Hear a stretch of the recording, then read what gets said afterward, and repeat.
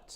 Well, now it is time to take a look at the workplace. And we are in holidays, of course, and that perhaps means that many workplaces, well, have some interns to help out and gain some experience. Well, let's talk through that with Joydeep Hor from People, Culture and Strategies. People, Culture and Culture Strategies, I should say. Joydeep, great to catch up with you. And it is a common arrangement, isn't it? Particularly at this time of year as we head into Christmas, we've got both school and university students on holidays seeking some work experience. It's a two-way street. A lot of officers also want that extra help. Absolutely, very common arrangement, has been for a very long time, often seen as win-win, often from an employer or business perspective, seen as a part of their philanthropic commitment, trying to give back to the community, giving people those opportunities that they might not otherwise get, and also from a self-interest point of view, allows for things to get done without necessarily, or at least the belief has been, having to pay people. But it's a changing landscape at the moment, and if you look at this issue in a broader context, where while we tend not to equate this to being potentially a modern slavery type issue, that's certainly the perspective that's adopted by some of the regulators and authorities when they're looking at these kinds of arrangements. And as you say, this is the time of year where it happens a lot. And it's certainly something that's topical enough for employers to just pay a little bit more attention to it than how they have been dealing with it up to now. Yeah, when you talk about that attention paid to it then, are there any particular rules in place, if you like, such as, well, dare I say, minimum wage?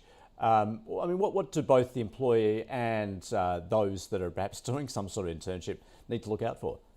Yeah, exactly. So that the fundamental question is to avoid falling into the trap of thinking, what is our intention here, or what are we looking to achieve from this, as opposed to looking at what is the reality of the arrangement if it was going to be scrutinised externally. And if I just expand on that for a second, the intention often is to give someone access to opportunities, access to experience, access to visibility and insights that they might not otherwise get.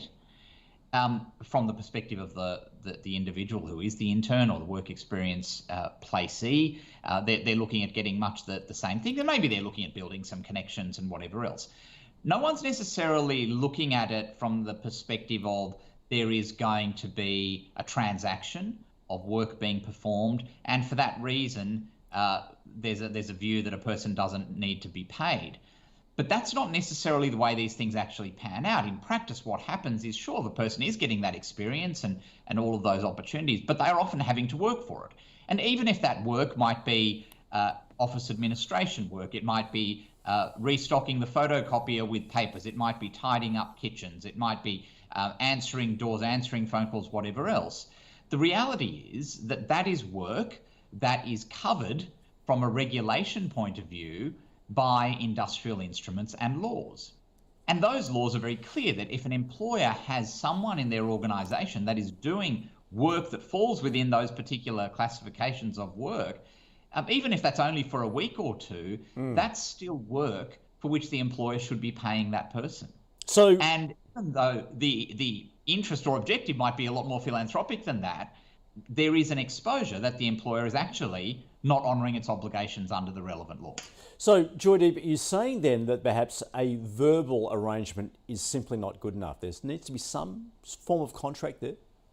Exactly right. So a verbal arrangement is not going to do away with the need for the employer, in this instance primarily, to comply with their obligations.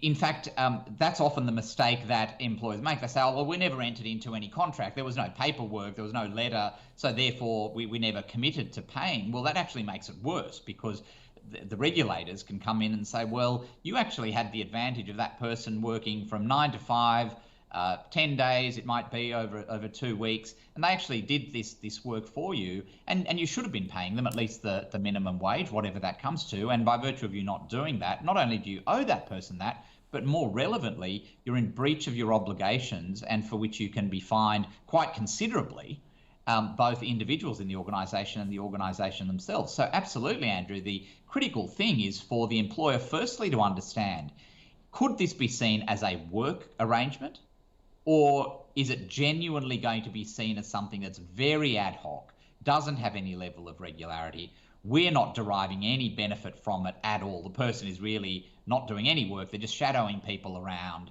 And therefore it is legitimately, on any analysis, just about them getting the experience.